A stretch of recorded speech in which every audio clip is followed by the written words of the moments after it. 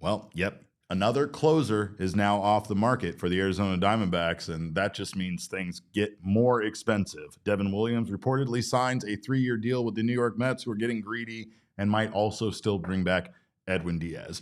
Plus, we take a look at our guy Alex D'Agostino's list from our PHNX Newsletter of the Diamondbacks' biggest priorities this offseason and see if Michael King might be a good fit for that. It is our day of giving. Let's give. Don't you go anywhere. We're starting in 30 seconds.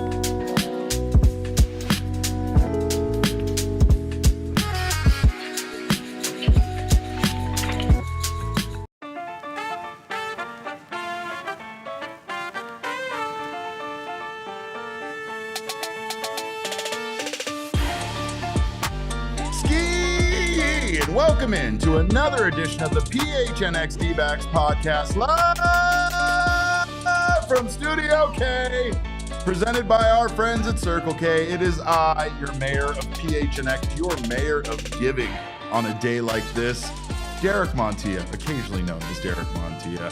Glad to have you guys with us. Happy Tuesday to you all. I am still, I got a little bit of a pro wrestling hangover from last night, so you're going to have to excuse me today. But we might get that fixed here with our first tier of giving today. And I'm not doing that one alone. I'm not here alone. I got the jelly to my peanut butter, the one, the only, Damon Dawg, Damon Farrell on the ones and twos today, holding it down. Bark, bark to you, Damon. Bark, bark to all of you guys out there. Of course, as you see there, we have our Day of Giving fundraiser goal, and this is benefiting Big Brothers Big Sisters. We are so thrilled, obviously, to be partnering together with Big Brothers Big Sisters. We love doing anything we can to help our community, and we know how important Big Brothers Big Sisters is to our community. So on a day like this, where we want to give back, especially after all of the giving that many of us did this past weekend and buying presents for our loved ones and our friends, we are hoping to raise some money on behalf of Big Brothers Big Sisters with our Day of Giving.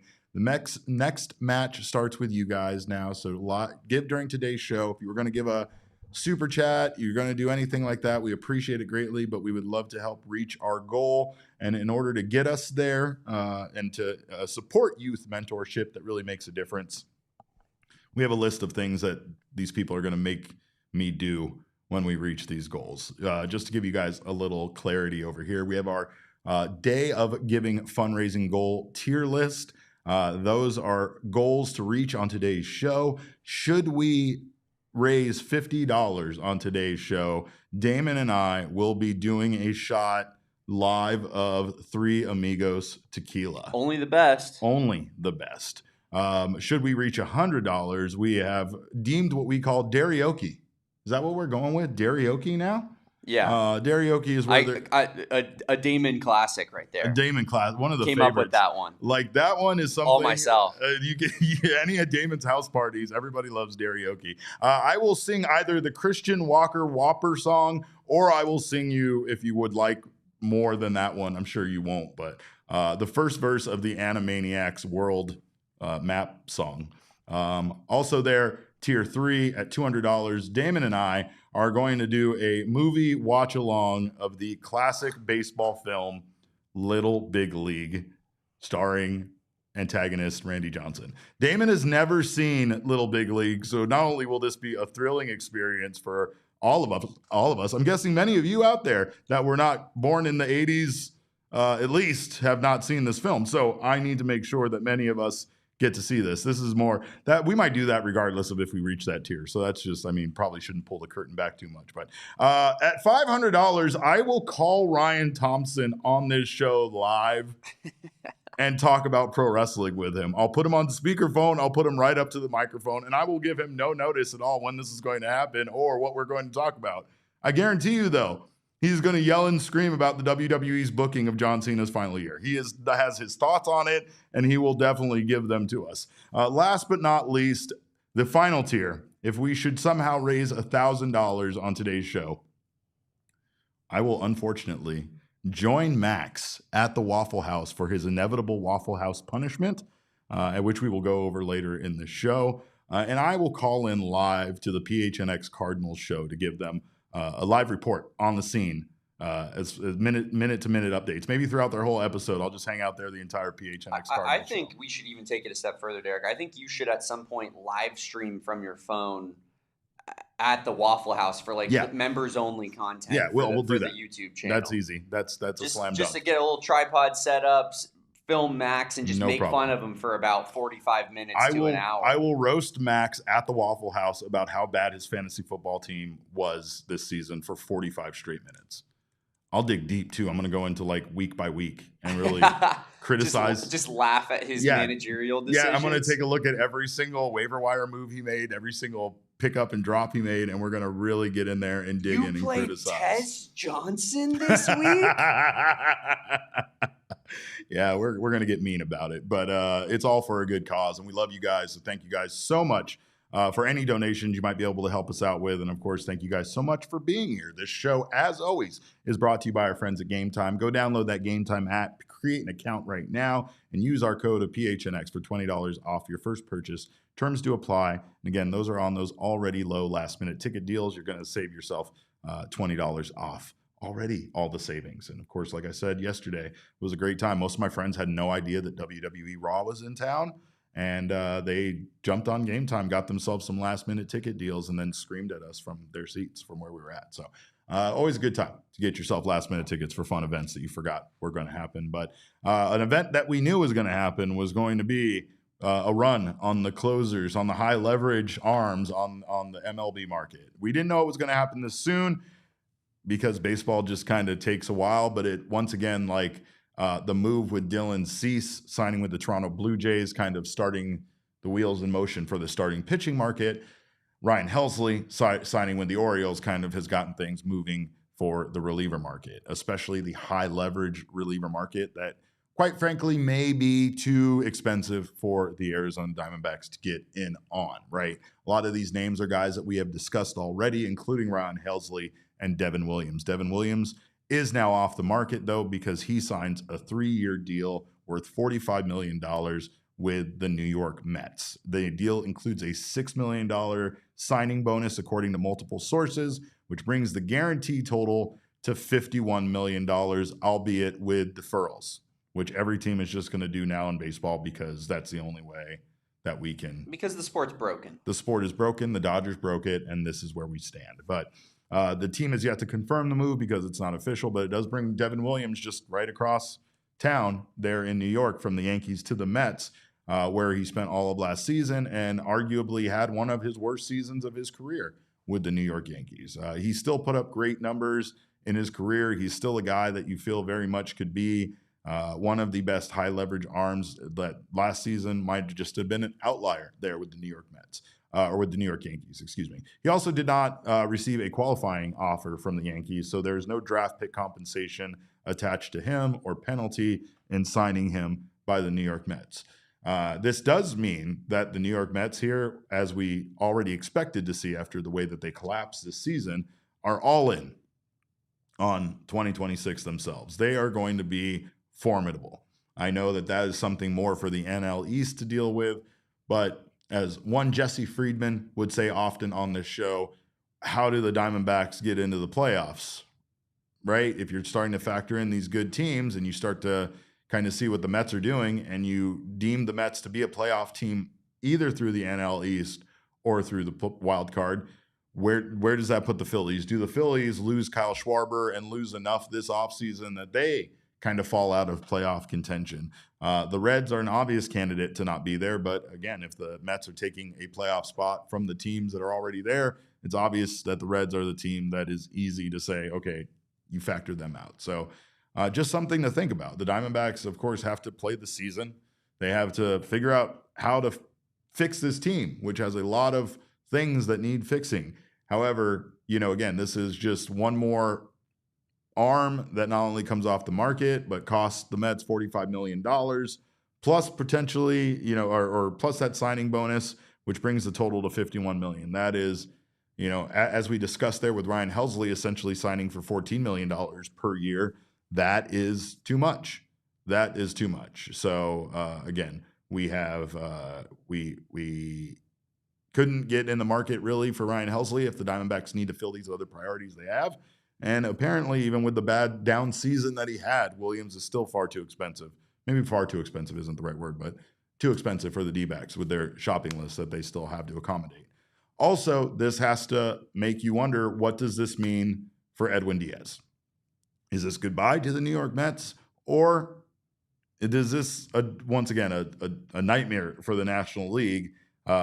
Because according to multiple sources, the Mets have said they still have interest in re-signing incumbent closer Edwin Diaz, even after agreeing to terms with Devin Williams. The latter, meaning Devin Williams, is, according to this article on MLB.com, is comfortable in serving in a setup role if the Mets do retain Diaz, according to one of those sources. So Edwin Diaz can come back to the Mets. Devin Williams could be their setup man, and their bullpen, if those guys are as good as they've been in the past, will be one of the best in all of baseball. And also, when it comes to Edwin Diaz, don't even think about it, Diamondbacks fans. We have entertained a lot of ideas. We did an entire segment and episode about Tarek Skubal coming here, damn well knowing that that's not even a possibility for this organization. However, I won't even entertain the idea of the Diamondbacks bringing in Edwin Diaz. He opted out of his deal that was already the most expensive, the biggest deal for a closer in MLB history, and he did that because he knows he's going to get an even bigger one. Derek, I have some breaking news here. What's that? We have hit our $50 threshold, I believe. We have hit our $50 threshold. Katie May, $10. Jason Armstrong, $20. Deborah Owens, $20. And then yours truly, $5. That makes it $55. Yours truly? So far for the Big Brothers, Big Sisters of America donation on this show alone. I will continue to monitor the chat, but it looks as though Derek and I owe you guys, the fine people, a shot of Ramona's Reserve, the greatest tequila in all the land. I mean, Damon, here's the thing. I don't want to give up too much information. I'm not sure if our audience crosses over too much. I almost dropped this beautiful lid. I would have strangled you live on air. I wouldn't have a great case because they would have a live stream going of me literally committing the act against you. Right. Now, I know that this is, well, also it's Katie's birthday. Happy birthday, Katie. So is it, I think this is Katie Caboose, perhaps. I don't know because the names are different now. But happy birthday, Katie. And this shot is for all of you, and it's specifically for her birthday. Damon, I know you, again, not giving away too much information, may have a similar tier goal on the Wildcat show. I may. Things might get spicy for you. I'm going to give you the one with a little bit less just because. Yeah, there's a good chance I'm getting drunk today at PHNX Sports HQ3, but hey, that's why we work at a job like this right there. It's hard work. It's not hard work. It's a terrible job that really brings us down quite a bit, but at the same time, cheers. Sometimes the perks are pretty good. This is to you guys. You made the Circle K light go too bright. Oh, wow. That's delicious. That's really good. What is that? That is amazing. It's pretty good. Ramona's Reserve. We're just going to drink more of that later. And she had, Katie Caboose, by the way, she did bear down me on my Instagram DMs, by the way. I love it. Know that. She bear down to me twice, and she did it on the day of the Territorial Cup. So I love it. Good times. But going back to the Mets bullpen, can you imagine if this happens? Could you imagine if it's Devin Williams and Edwin Diaz at the end of their bullpen? It didn't really work out for Devin Williams to be a setup man last year. So there's that. But and there's also the fact that they're the Mets. So there's no way that it works out for them, right? Like there's no way that good things happen for them and that it would have to be just an absolute disaster for them of epic proportions. Both guys have a +5 ERA. That's what I would predict should they try to make this happen. But that's, once again, only because it's the Mets. But we appreciate you guys so much for your donations. Again, that's what today is all about. And maybe the Diamondbacks could use some donations to help us make this closer thing happen because we're starting to see a run on closers. This is like when a tight end goes in the third round, Damon, of the fantasy football draft, and now everybody needs a tight end. No, you don't. But Again, there are going to be some high leverage elite arms coming off of the market. We already have two of the ones that we kind of coveted the most here gone. So I don't know when the Diamondbacks make their move, but I would not be surprised once again to see them lie in wait and make a move at a later time when they see who kind of falls to them. A lot of teams are in the market still for high leverage arms, including the Toronto Blue Jays, who don't seem to have any problem with paying whatever it takes right now for them to bolster their lineup, bolster their bullpen, and make themselves, once again, a World Series championship contender. I just know that the Diamondbacks, once again, probably couldn't afford some of these guys. Edwin Diaz is definitely someone they can't afford. So, you got to wait to see probably where a Robert Suarez lands still. That's probably a name that's out of reach for us, and see what is available from that point going forward. They have bigger things to address, bigger priorities to address. In fact, like I said earlier, Alex D'Agostino, our PHNX newsletter writer, on today's newsletter put together the biggest priorities for the Diamondbacks this offseason and how many of those items they've checked off. So we're going to visit in on his checklist later in the episode and see exactly what Alex still feels his team needs, but very much is in line with what Damon and I have already discussed.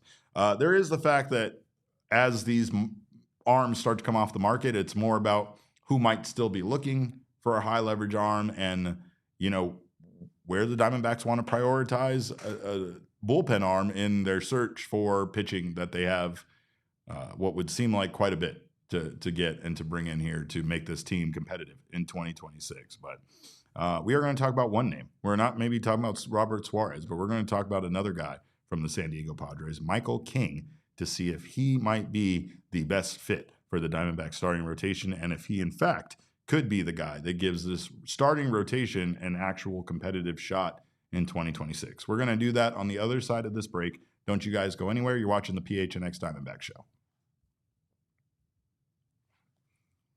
Shout out to Branded Bills. Branded Bills makes some excellent hats. I was out at the Territorial Cup. I saw Branded Bills headwear everywhere in the team shop on people's heads. Didn't matter if you were a U of A fan or an ASU fan. It's so true. They own the U of A and the ASU sphere. It's the one thing those two groups can agree on is that Branded Bills hats are awesome. And you can get both of those teams' hats, a wide variety. I saw so many different hats I've never even seen before. We have so many Branded Bills, ASU, and U of A hats in here, more than any other team.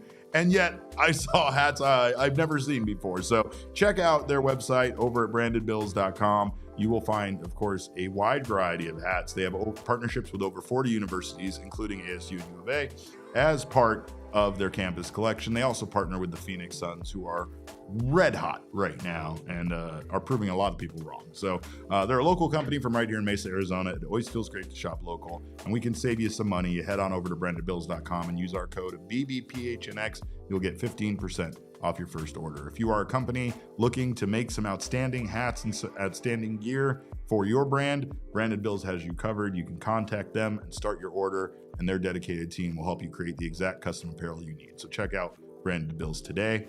Also, again, if you are a hat aficionado or you just love sports, another wonderful place to go is our friends over at Rally House. Rally House is the go-to spot to shop for all of your favorite local Arizona team gear. With tens of thousands of products to shop from, you'll never find the same thing twice at a Rally House. And again, when you talk about stuff I've never seen before, there's always something I haven't seen before at a Rally House, and they only carry Arizona sports teams too. So you can check out their locations. They have shop locations in Tempe, Mesa, and Glendale right now. And of course, get yourself ready for, I don't want to say maybe bowl season. Get yourself ready for bowl season. I refuse to acknowledge what the Arizona Cardinals are doing, and they are not somebody I'm going to endorse right now on getting merch. But all the other teams deserve it, including the Suns. Get yourself all of the Suns gear. So go find your local Rally House location and shop their entire product assortment online at rallyhouse.com today. You got to love Oddball, Derek. Oh, man, that man is a diabolical genius, Damon. I mean, again, this is the reason why. This I hate to say it. I hate to go there. I shouldn't go there, but I'm going to go there. It's the reason why there is a particular gentleman that comes into our chat and shouts about Torey Lovello being fired all the time, right? It's because you never know what a new coach can do for a team. You never know what a new name can do, or new man running things up there, right? I still don't know about baseball, though. After hearing what I've heard about not only the Diamondbacks, but so many teams across baseball, it really truly feels like it might just be a thing of the past, that the manager is truly the one that runs the team, and this is more of a running baseball teams by committee situation. But we love you guys. We thank you guys. We hit our first goal there of $50. So thank you guys for helping us hit crossing it off the list. Next tier there, we got karaoke. So we want 100. We want 100, and then you guys get to pick the song that I sing. I'm not leaving this open to the floor because you only gave 2 options. I'm only giving 2 options. What if we wanted like Taylor Swift or something? No, it's like I don't have the range for that. I gotta stay within my octave range, Damon. I can't. You know how to sing it. Yeah, I know. I very much. We're sitting at $55 still. You're gonna need 3 more shots of Three Amigos to get me to sing Taylor Swift. I'm just saying. I gotta be honest. Like, I know that 1,000 is lofty, but we gotta find a way to get to call Ryan Thompson randomly on the show. Oh yeah, no, I mean I don't know how we do that. Maybe we just it's funny because these were all supposed to be like, oh, punishments to make Derek do. Calling Ryan Thompson, talking about baseball, that's a pleasure. Or talking about wrestling, that's a joy. I can't wait to do that. You think I don't want to have a movie watch along with Damon and watch Little Big League and just enjoy the rise of a young man that gets given the Minnesota Twins? Anyway, all right. Well, 45 we got away from karaoke. Let's make karaoke happen. You guys pick the song. Candace is here. Great to see Candace. Great to see everybody here. And a person that would be great to see perhaps on the Arizona Diamondbacks starting rotation would be free agent starting pitcher Michael King. This is a man that has had himself quite the season. Let's see. Derek only wants to sing songs of sad women. Okay, look. First of all, the Christian Walker Whopper song, that's an original by me. And second of all, Yakko Warner is not a woman. Yakko Warner is a Warner. He's an animaniac, and he's quite good at singing about the countries around the world. I have memorized the first verse of that song, and I really just wanted to use this as a chance for me to show everybody how I know every word of it. But Michael King, meanwhile, right-handed starter that didn't used to be a starter, began his career as a relief pitcher, began his career with the New York Yankees before being traded to the Padres as part of the Juan Soto deal, and he has now opted out of his deal there with the San Diego Padres. It's interesting to see, Damon, because I would love to see the Padres fall apart, as I think everybody that is a fan of this team and a fan of this show would also love to see. I want to see the Padres unravel, especially after seeing Dominic Mysterio in the WWE wear a bunch of Padres stuff this weekend. But I would love to see other players start to leave this team. I know that they have internal turmoil. I think that they're trying to find potentially a seller to buy that team. A lot of things going on. I hope whatever the case may be, all the bad things happen to the Padres and only the Padres. But Michael King, bright spot for the Padres. He was, in fact, a legitimate breakout there in 2024. He originally was drafted out of Boston College. He debuted back in 2019, and he spent his early Major League Baseball years as a multi-inning relief weapon, kind of before transitioning into a full-time starter. He posted a sub-3 ERA in 2024, struck out more than 200 hitters, made 30 starts, and finished in the top 10 Cy Young voting. Meanwhile, 2025, Padres only believed in him even more. They named him their opening day starter, and he carried a mid-2 ERA for the first couple of months of the season, but he did experience an injury.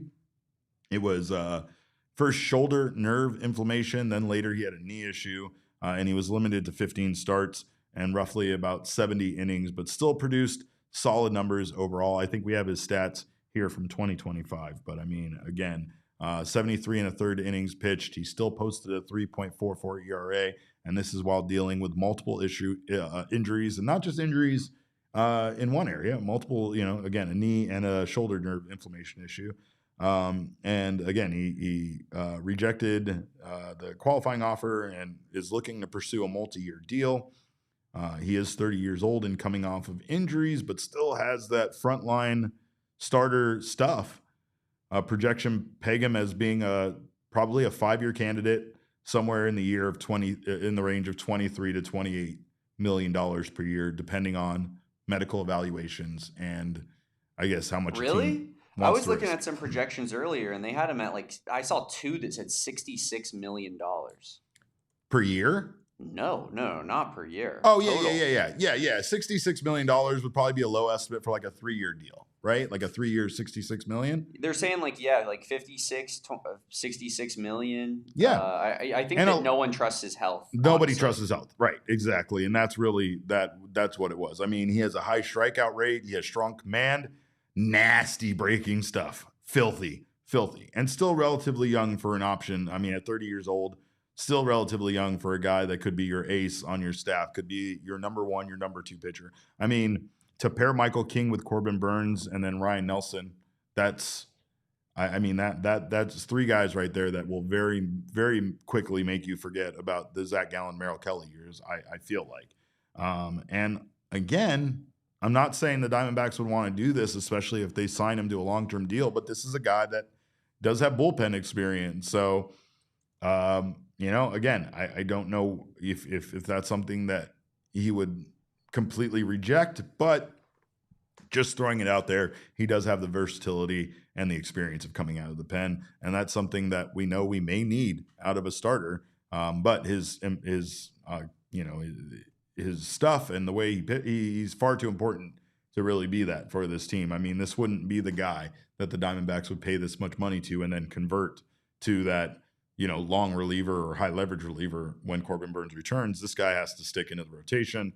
I mean, he enters the free agency market as essentially one of the most upside or most intriguing upside players, at least as far as. Yeah, we've talked about that a lot as well, Derek, where it's like, we're going to have to kind of swing for the fences here, I think, in this season. It has to be something like this. His numbers aren't even bad, so you can't even get mad about adding a guy like this. No, right? But he could be even better, like he was in 2024. Right. Because in 2024, he had a sub-3 ERA.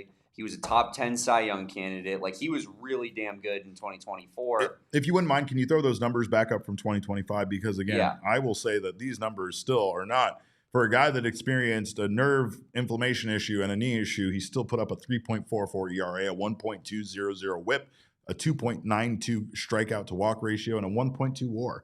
That's a fairly limited season pitching 73 and a thirds innings pitched. Yeah, and he put up 4 WAR the year before. He's a good pitcher. I think that what you're looking at with the Michael King is maybe something similar to Merrill Kelly, but with an extra season. Right. A lot of people are saying 3 years, maybe 4 years at $18 million per clip. But yeah, I mean, it's a little bit of a risk, but I think it could be a one that yields good rewards as well, like you're saying. It's a total risk. He's never going to be 180 plus inning workhorse, right? That's probably out of the question for him, and durability definitely is a question. Health is a question, but the upside here is that you could get a guy that probably should be worth more in the range of $30 million per year for $18 million per year, just because you're kind of accepting, that he's, again, he's injury prone. And I think he's accepting that he had himself a season that makes it difficult for a team to commit to them long-term. Yeah. Right. But he also has fewer miles on his arm than your average 30-year-old starter, right? Because a 30-year-old starter has been a 30-year-old starter his entire career. He has been a reliever, and then he missed, most of last season, or at least half of last season. You just feel like going forward, he could absolutely be a guy that has his best years ahead of him. And if he has seasons better than his 2024 season, then you won as the team that brought him in. He's likely to draw interest from contenders, but he's a guy that the Diamondbacks absolutely need to check in on. And he is, as Damon said, it's the kind of shortcomings that you are willing to accept.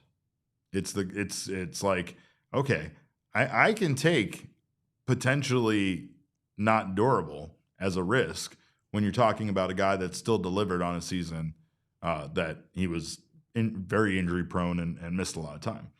I just don't know if we as a Diamondbacks fan base want this anymore. Do we really want to potentially deal with yet another guy that the Diamondbacks sign, get us excited, and then gets injured and misses a considerable portion of the year? That's the other thing. It's not to say it's guaranteed to happen, but we've been hurt before, and I'm not ready to love again. I'm not ready to trust again. I'm not ready to give any starting pitcher my whole heart unless they have a clean bill of health for their entire tenure as a Major League Baseball starter. Well, that's part of the reason, I'll be honest, it's part of the reason why Zac Gallen re-signing him intrigues me, Derek, because he is fairly durable.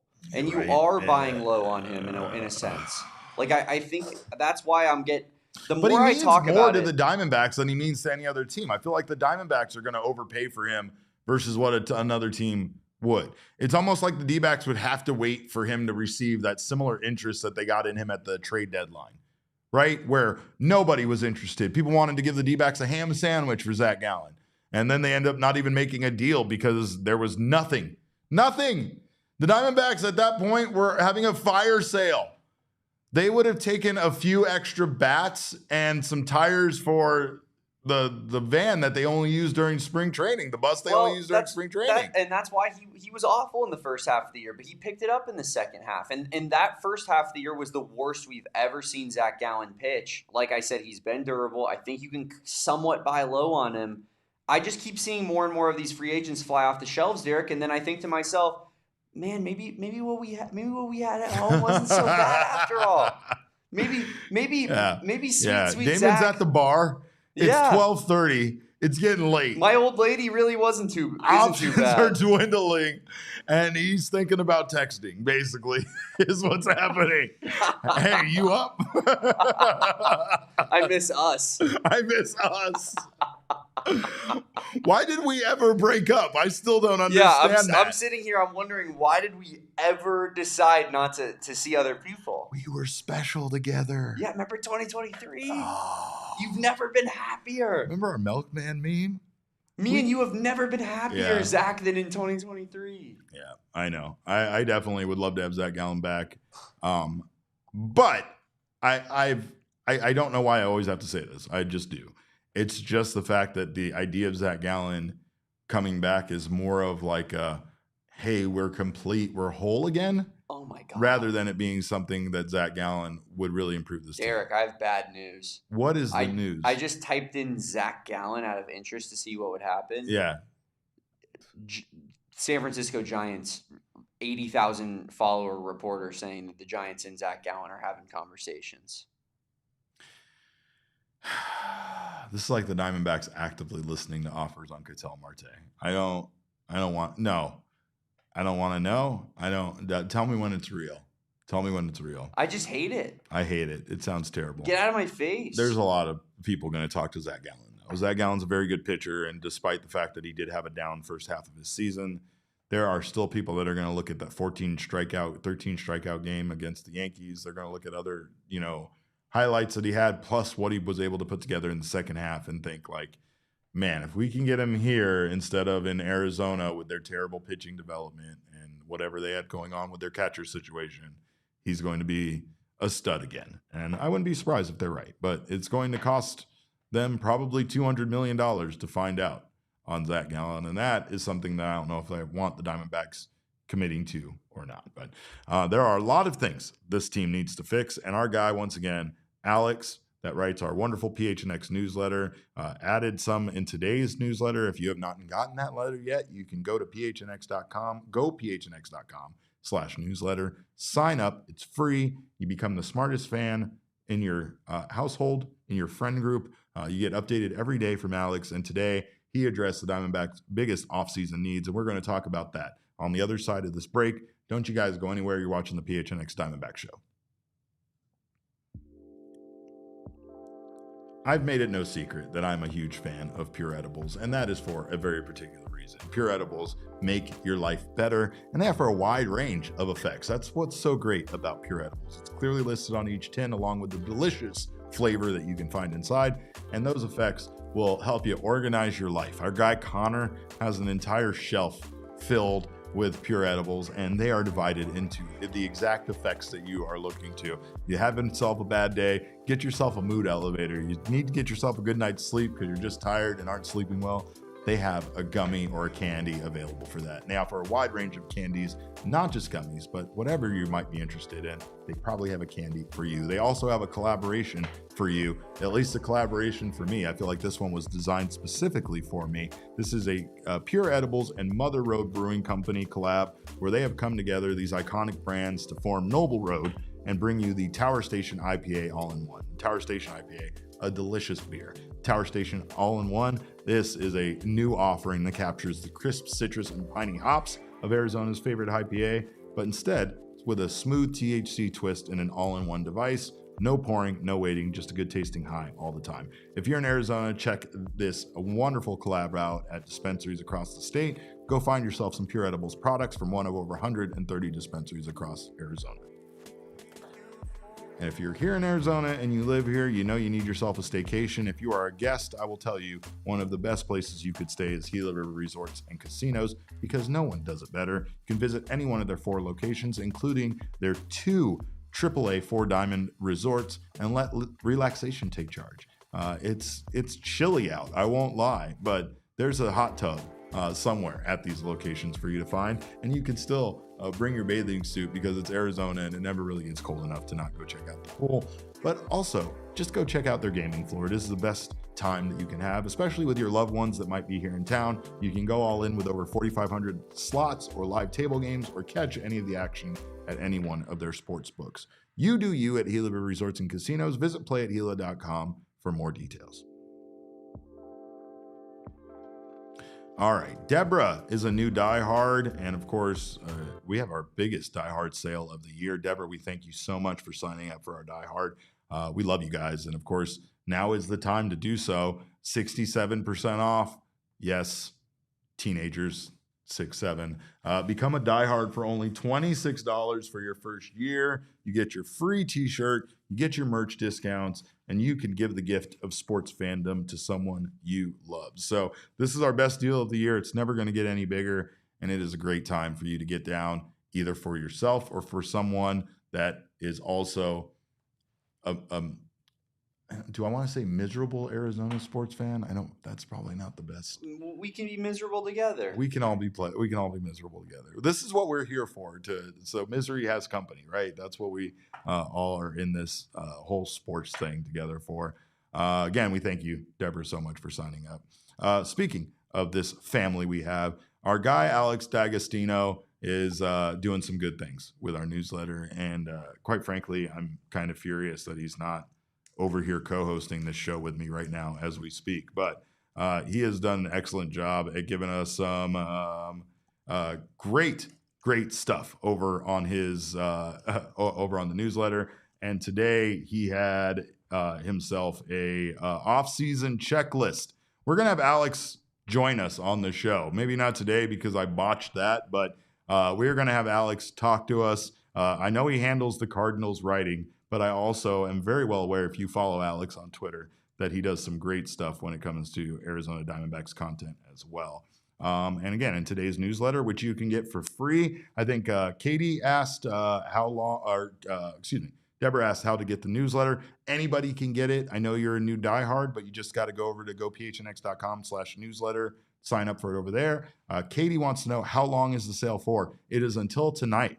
Is that right, Damon? We have until... I believe so, yeah. Until the end of today to get down on that diehard deal, so do so now. But Alex gave us his ranking of order by priority for the Arizona Diamondbacks this offseason, and he wanted to make it a checklist, meaning the Diamondbacks, in his mind, had 6 areas of improvement that the Diamondbacks need to make. Not just necessarily improvement, but quite frankly, 6 areas that they need to address if you want to consider this team to be a competitive baseball team in 2026.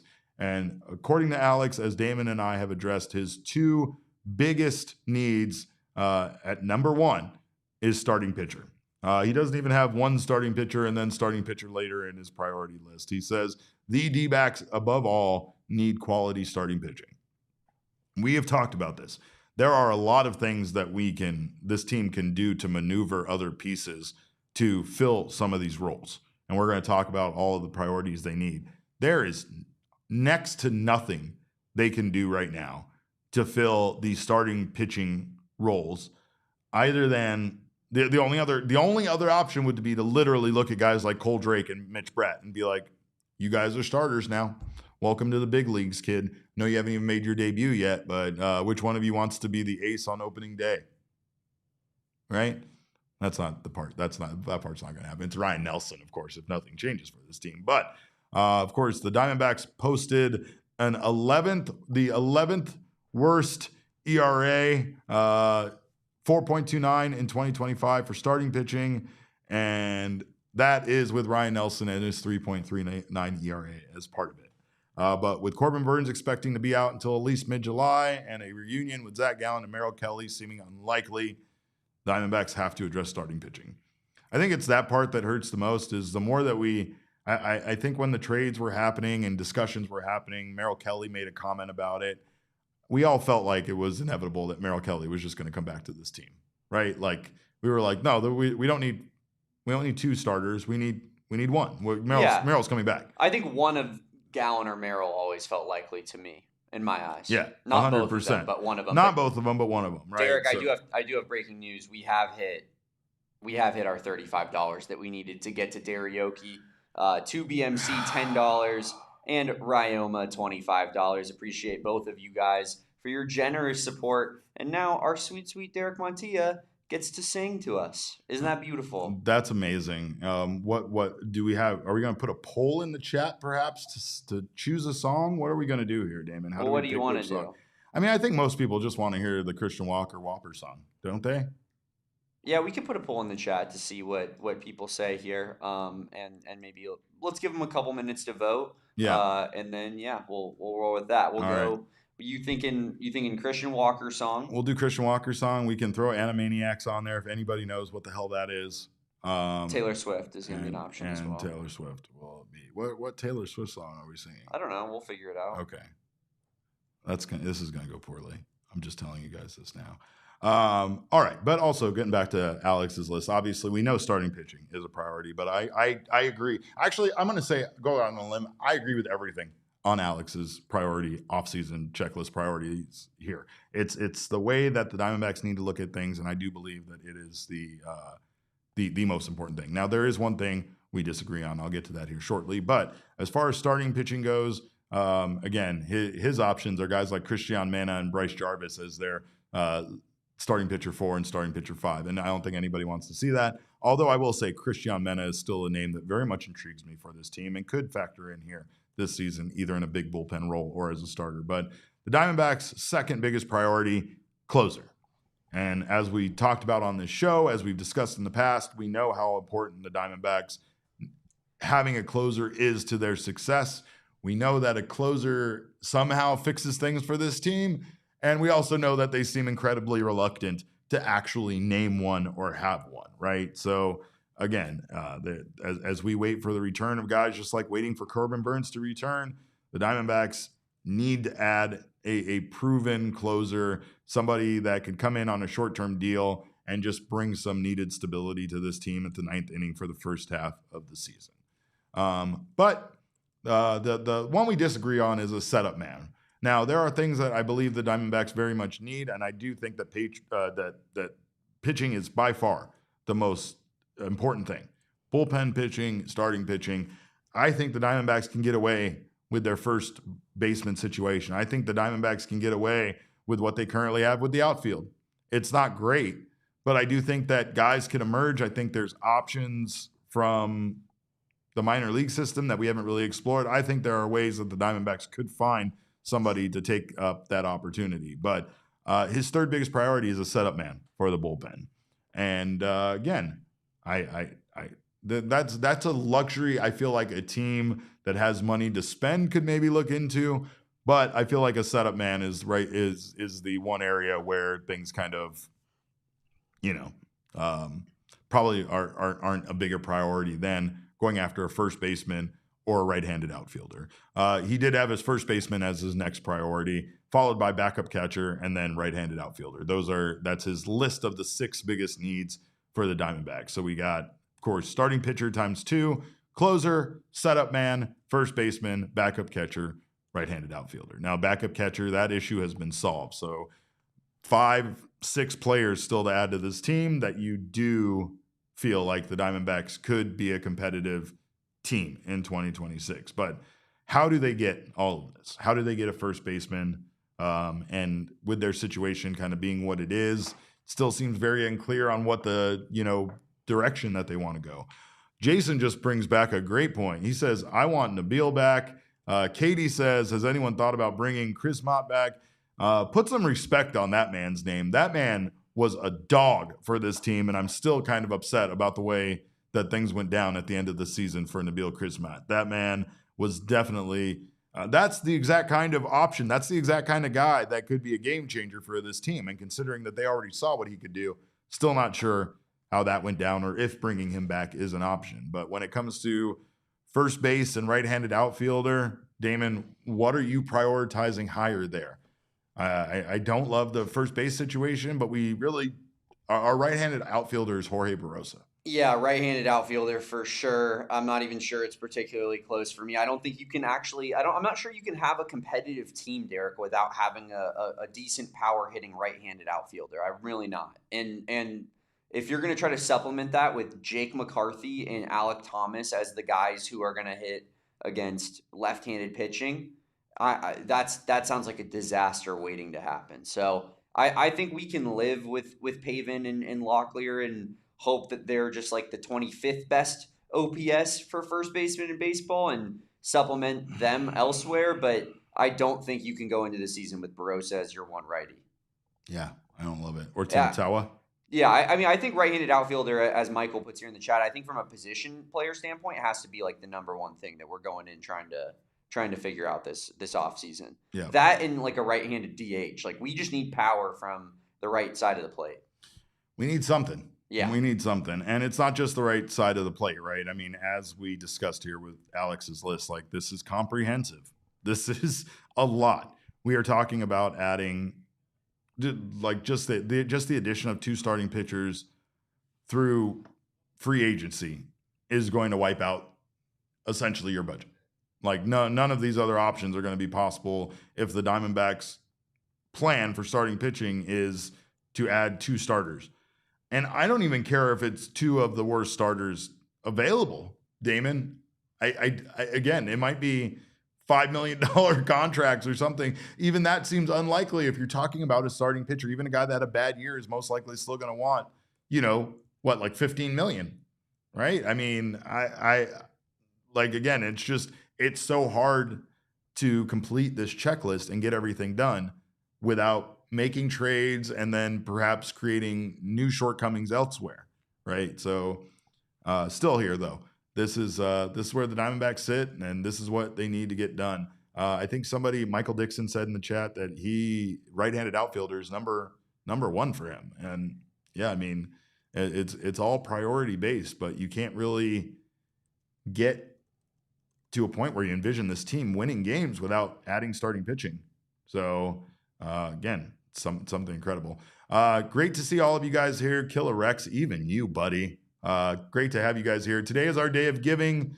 Killer Rex offered up that he will do a face reveal if we hit $1,200. That's pretty nice donated. of him, actually. So we have we have a 6th tier on our day of giving fundraising goals here. But thanks for getting involved, Killer Rex. We have already done a shot of 3 Amigos tequila, and now, as Damon had broken the news to me a little while ago, we have hit $100 for karaoke. And it looks like we have a winner here. I'm just going to go ahead and call it quits. Right. The Christian Walker song is what people want to hear. I mean, it's a landslide. I'm sure it's a landslide. Yeah, it was 55%, 31% Taylor Swift, 14% Animaniacs. Okay. All right. Well, for all of you on your day of giving, and for those of you listening at home, here is your reward. Walker, Walker, Walker, Walker. He hits dingers. Christian Walker. Wait, oh no, I screwed up the words, Damon. I got to start over. Sorry. Walker, Walker, Walker, Walker. He hits dingers. Christian Walker. Oh, I'm screwing it up. What is this on purpose? I don't remember the words to the song. It's been so long that I've forgotten the words to the song. Walker, Walker, Walker, Walker. I'm lost. I'm at a loss. This is so screwed up. Pull it up on your phone. You've never let down the people more. I have never let the people down more.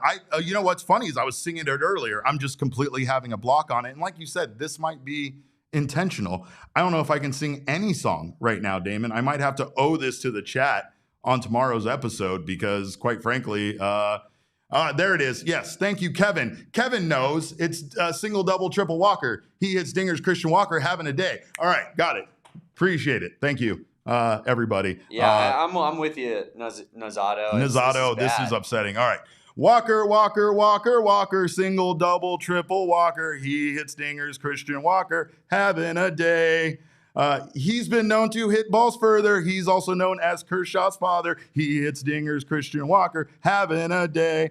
At Chase Field, he smashes balls. At Chase Field, Walker will touch them all. Walk. Sorry. You rule. There you go. You rule. You rule. You still rule, Christian Walker. I wish you were here. All right. There's thank you, Kevin, for solving that embarrassing mental block that I was having there. But in honor of Kevin, make sure you sign up for the Die Hard membership. If you haven't signed up for the Die Hard membership yet, do so right now. Of course, you can get down on that for just $26. For this Cyber Monday deal, you have a limited time. It is till the end of today. You can join the Die Hard family for an unbelievable 6-7% off. I did it. I said the thing. My daughter's losing her mind somewhere right now. And that's for the entire year, just $26. You get the shirt, you get the fandom, you get everything as a part of that. And Killer X, you don't have to pick an Arizona Cardinals shirt. There are plenty of wonderful shirts to choose from in our locker. But here's the key. The deal is only available at the end of today. So here we go. Appreciate it to all of you that have already signed up. And we would love to see so many of you guys get in on this. We are all in together now on this holiday season. So make sure to join us right now. Damon, where are we at on our donations? Are we in danger at all of getting close to our movie watch along? I don't believe so as things currently stand. Okay. I'm checking here. I know Austin was wondering for an update. We got an anonymous $50 donation. So we're actually $50 away from our watch along. It seems like as of we got to hit that. We got to hit that because we got to do a little big league watch along. But speaking of Little Big League, shout out whoever did the $50 donation. They did it anonymously, but you're the real MVP. Yeah, biggest donation of the day thus far at PHNX Sports. Appreciate it. And I tell you, it all goes to benefit big brothers, big sisters. So it is a cause near and dear to our hearts. And again, we appreciate any donation. Another $50, Derek. There it is. We got it? Yep, that's the one. We got it. All right. Well, we can't do the watch along on the episode, right? Because that's a full length movie. No, that'll be extra content. That'll be extra content. We'll coordinate with you. You have to get a copy of the movie to watch on your end to watch along with us. So make sure if you are interested in being part of our Little Big League watch along, get yourself access to a copy of Little Big League. I'm sure it's streaming somewhere. We'll have to find it. Maybe it'll be free for most of us that already have all the streaming services in order to watch Major League Baseball last year. So love you guys anonymously and outward. And I'm not even going to say anonymously. I love you publicly. Like you're not my secret girlfriend. You're my public girlfriend. Thank you. Damon, speaking of charitable acts, speaking of really cool things involving the Arizona Diamondbacks world, Corbin Carroll visited a hospitalized high school baseball player, and the Diamondbacks pledged support to helping this young man. This was a great piece over at dbacks.com from Steve Gilbert. And this article is about Corbin Carroll paying a visit to Christopher Gerardo after a tragic accident impacted his life so suddenly. This guy was a young baseball player. Kid had his whole career ahead of him. He was a senior at Trevor Brown High School in Phoenix. He was heading back to Phoenix following a baseball showcase event in Tucson where he was involved in a car accident, and despite numerous surgeries, still does not have movement below his chest. It's terrible, and we are hoping for a full recovery.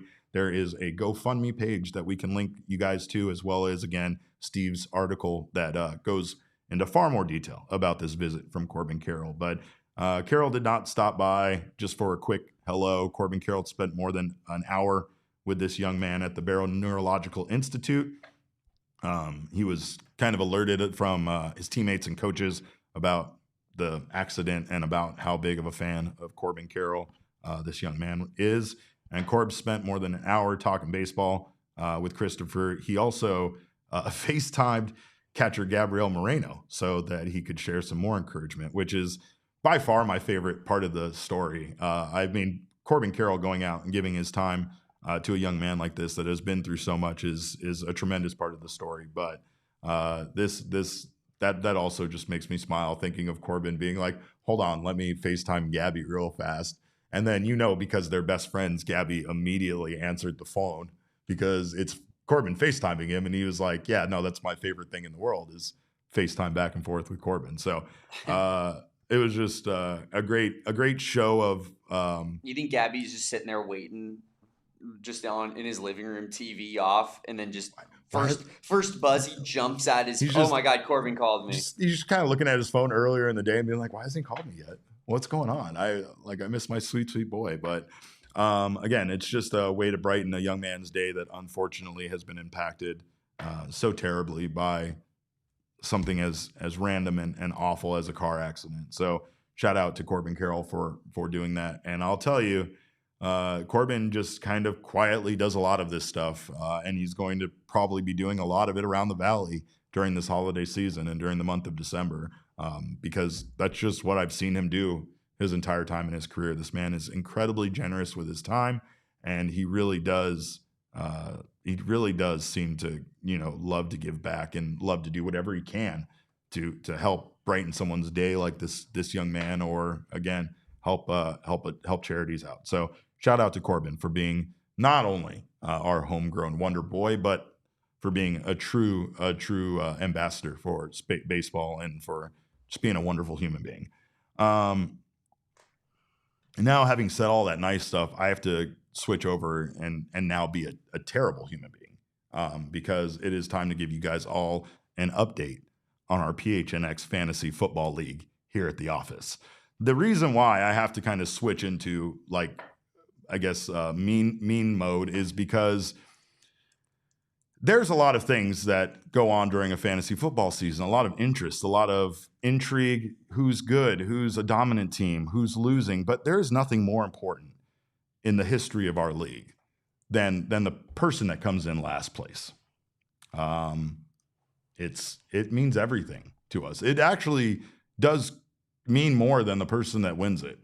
I believe that people around here forgets who wins it all the time, but the only thing that reminds them is that whoever wins it is cursed to come in last place the following season. In our inaugural year, Saul Bookman won. Yep. He was immediately cursed the next year to the Waffle House. Year 2, I beat Anthony Totri by less than one single point in the championship game. It haunts him to this day. As it should. And I also was impacted by the curse, spending the following season in last place and at the Waffle House. Now, there is this absolute fraud that won the season in year 3. Correct. You might know him as the ad man, Max Simpson. We know him as a cretin around this place. Lax Limson. Lax Limson is what we tend to call him because we want to give him all of the L's. And now, quite frankly, I hit it. I did it. Glockenspiel me. Max has, in fact, come in last place. There is a very slim chance that somehow Max pulls off a miracle and ties Saul Bookman for last place and somehow makes up enough points to pass him in the final game of the season. He'd have to score like 200 more points than him this week. It's over. He'd have to score, I think, 70 more points than him. Yeah. Which that's very difficult in this league. It's over. Let's take a look at the standings. Now, we got Killer X, again, another known instigator. I don't know what you want to call him. Troublemaker, rebel rouser, if you will. Troll. Some people say troll. Yeah, troll is a good word. He says, oh no, eating at Waffle House for a whole day. Woe is me. Send his ass to Waffle House right now. I want you to spend 24 hours in the Waffle House eating. You think it's easy. You think it's easy until you're doing it. 5 waffles in, you realize what an awful, awful mistake you've made and how much you've underestimated the power of the waffle. 24 hours in a Waffle House sucks. It's not the waffles part. It's the fact that you're stuck there. It is. You want to eat as many waffles as possible. It's so boring. You think it's fun. You know what? It's fun when you first get there at 8 o'clock in the morning and it's hopping. There's people there, truckers, people, families, people that don't have jobs coming in. But it gets real at 1 o'clock at the Waffle House. Damon, it gets real at 1:30, 2, 3 p.m. when you're the only person in there with the afternoon crew that has no interest in your shenanigans or your fantasy football league at all. That is when things get real. That is when you really want to leave and realize that you are actually, in fact, imprisoned in there. And no Candace, no Game Boys, no Switch 2s, no Donkey Kong Bonanza, no Mario Kart World, none of that. Raw dog in it. Am I allowed to say that? It's pretty brutal. I'm pretty allowed to say that. All right. No, it's pretty brutal. I couldn't even imagine. Thank God I'm too good at fantasy football to even be in that place. I thought despite the fantasy gods being against me, Derek, every year I've been in this league, I've had a playoff caliber team every year. I'm not sure I've made playoffs one time. One time I scored the second most points and I missed playoffs. So, you know what? It's fine though, because all that matters is not getting last. That's all that matters. You know what's funny is there's no reward. All of these place. people offering up stuff you can do in the Waffle House. I don't want to bring my comic books to the Waffle House. Do you know how sticky that place is? I don't want to bring. I don't want to do anything. That's why I think I don't want to make prison more fun. I want people to sit in there and think about the consequences of their actions. I don't want to make Waffle House more fun for Max. I want him to count the minutes and think about his actions. And laugh at him. Let's throw the standings back up there. I just need to get that back up there. As you can see here. We're now in a spot where Derek and Damon are fighting for a potential playoff. We are now in a spot where my fun joke of pulling one of my players last week just to ensure that I didn't go to the Waffle House might come back to bite me based on points. That's where we're at. But you know what? It's worth it to see Max go. That's what I'm saying. Max going to the Waffle House means more to me than me making the playoffs. 100%. It means more to me than anybody winning the league. Yeah, for sure. There's no doubt about that, Derek. There's really no doubt about it. Last week, I unfortunately put up the third most points in the league. I lost to the guy who put up the first, who's going to be the potential 1 seed here maybe on the season. We'll see. Probably the 2 seed in Anthony Totri, but it was a tough week to lose, Derek. I feel like I should be 7-6 right now. I feel like I should be basically in a playoff spot, but now it comes down to, can you beat Ayrton? Can Max beat Johnny? Can Max actually do something put up a positive fight? For can once? Max try? And can he beat Johnny? I doubt it. Okay, I've made it clear. What do you want more, Damon? Huh?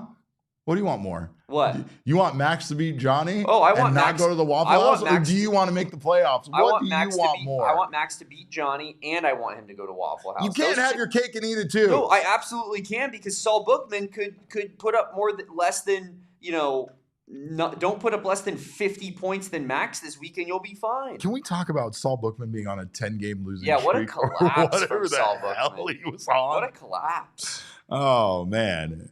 Ayrton's out here claiming that the playoffs run through him. I mean, Ayrton, we'll see if you even make it, bud. Oh, I want blood this week. You better hope Drake London doesn't play for the 3rd straight week. That screwed my season. Brutal. It's brutal. It's been a brutal fantasy football season, but it was not a brutal episode thanks to you guys and all of your wonderful donations. We can't thank you guys enough. Can't wait to do a watch-along. Cannot wait to do a watch-along. Damon gets to watch Little Big League. He's never seen it. Randy Johnson is the main bad guy. Oh, I'm giving away too much. All right. Well, we're going to get to that. We should try to do that maybe in the next week here, Derek. Let's try to do it next week. For next week. Yeah, we got a little bit of a lull before your season gets very, very complicated. Yeah. So we will do that. But Candace says, we love you guys. We love you guys. Thank you guys so much. We appreciate you guys helping us out, helping us raise money for big brothers, big sisters. Appreciate you guys so much. Killer Rex says he doesn't believe that Derek has Ryan Thompson's number. Should I just call him right now? Should just call him really quick on the phone and just have him pick up and say hello and then whatever. Hang up immediately? I won't hang up on him. No, he already knows. He knows. He'll get mad at me. I can't do that. But anyway, we didn't raise enough money, Killer Rex. Quickly donate $300 and I will call Ryan Thompson before we wrap this show. No? Okay. Well, we appreciate you guys so much. Oh, you hate the kids? Oh, you hate kids? You hate your community? I guess. Whatever. But everyone else, thank you guys. Can't thank you enough. Thank you for being here. Thank you for your time. Your time is your most valuable commodity. So we thank you guys so much for sharing it with us. Make sure you are careful this holiday season who you share it with and who you give your time to. But we will be back tomorrow with another 12 p.m. show. Jesse Friedman will be joining us on that one. So make sure to pop in for that. We are going to talk more about free agency and what the hell is going on with this run on closers in Major League Baseball. But until then, have yourselves a wonderful evening. We appreciate your time again so much. Be back tomorrow. Until then, behave yourselves. Killer Rex, you mostly. And remember, kids, baseball is fun, but it's so much more fun when you raise money for a great charity. We all silly like the mayor.